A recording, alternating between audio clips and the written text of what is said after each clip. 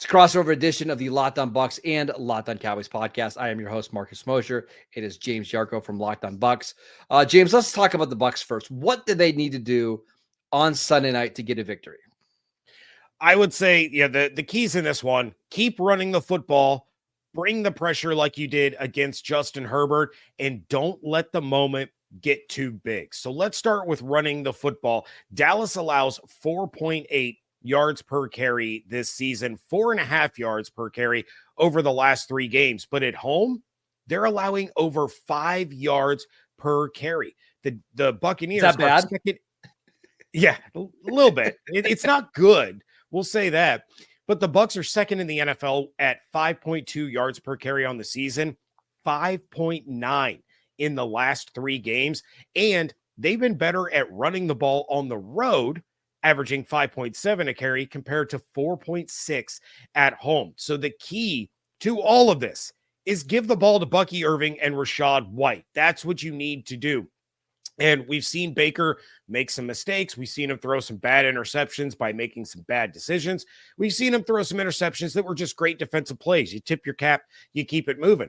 But the Bucks tend to get a little heavier into the run game in the second half. They need to start heavier in the run game and immediately take the pressure off of Baker.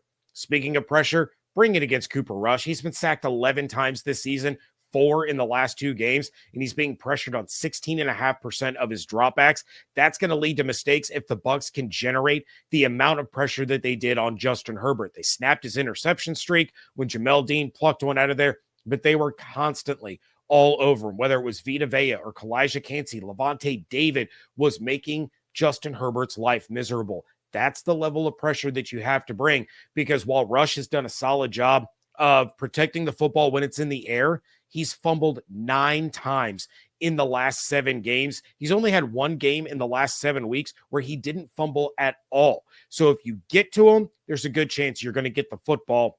And then finally, not letting the moment get too big. The Bucks are 0-5 in primetime games in the Baker Mayfield era. They lost to Philly and Buffalo last season. That Buffalo one I'm still bitter about, because there was a Hail Mary at the end where Chris Godwin was just, it should have been aggravated assault charges, but no pass interference was called anyway. And then this year, they blew one to Atlanta. Then they lost to Baltimore in the same game where they lost Mike Evans and Chris Godwin. And then they lose to Kansas City in overtime. So 0-5.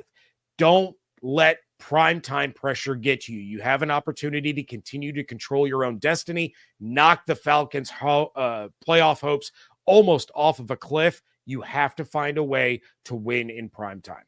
And for the Cowboys, it's just don't beat yourself, right? You are clearly the underdogs in this game. Last time I checked with our friends at FanDuel, the Cowboys were 4-point home underdogs.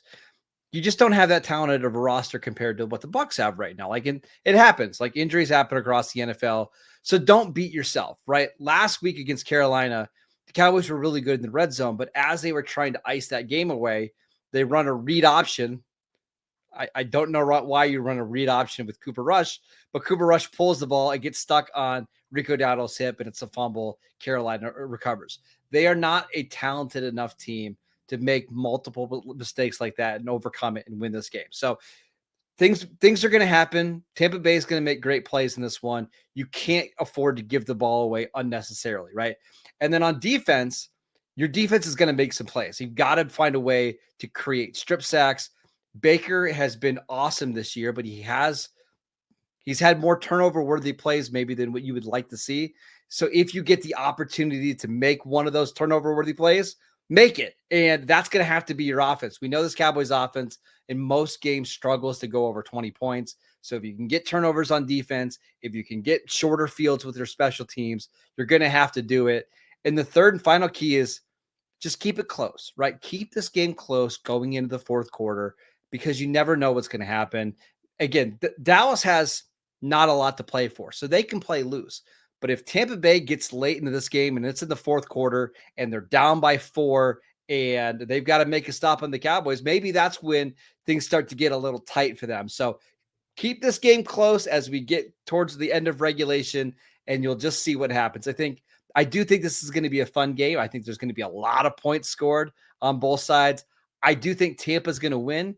But again, it's a Sunday night football game in Dallas. You never know, James. Never know. Yeah, exactly. And the Bucks, they did well against the Cowboys up until Brady's final playoff game during the Brady era, but they've historically had, a lot of trouble with the Cowboys over the last 10, 15 years.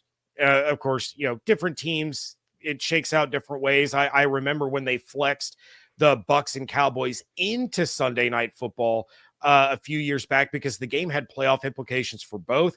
That was the birth of the Ezekiel Elliott into the Salvation Army bucket happen. But that was, a really good game. So it could be an instant classic that no one's really expecting because these two teams always tend to play each other really, really tough under the spotlight. If you're a Bucks fan, you're just hoping that this primetime streak finally comes to an end because it seems like all the worst things that could possibly happen to the Buccaneers happen when it's prime time. And I think Baker Mayfield has only played Dallas once in his career. I remember them playing in 2020. I believe Cleveland scored 49 points in that game as Baker went absolutely wild. He loves playing in Dallas. He loves playing at AT&T Stadium. So I expect him to be lights out in prime time.